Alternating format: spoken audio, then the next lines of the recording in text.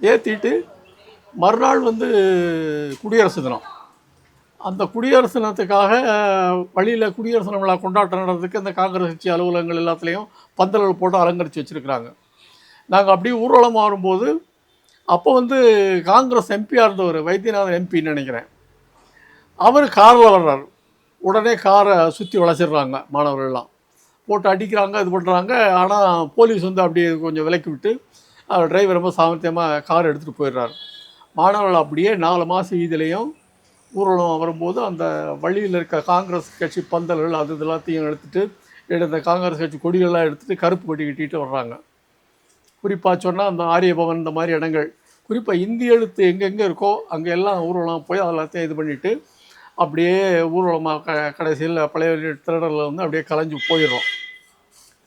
இந்த மதுரையில் நடந்த சம்பவம், மாணவர்கள் தாக்கப்பட்டது அப்படிங்கிறது ஒரு பெரிய அளவில் பரவிடுது.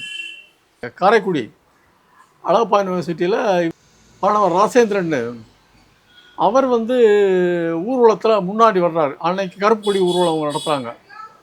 ஊர்வலத்துக்கு முன்னாடி வர்றவங்க மேலே துப்பாக்கி சூடு நடத்தி அவர் இறந்து போயிடுறார்.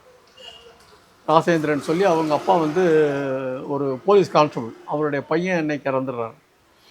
இந்த செய்தி பரவணுன்னே தமிழ்நாடு முழுக்க மாணவர்கள் கொந்தளி போயிடுறாங்க. எல்லா ஊர்களையும் எரிப்பு ஊர்வலங்கள், கருப்பு கொடி ஆர்ப்பாட்டங்கள், மறியல்கள்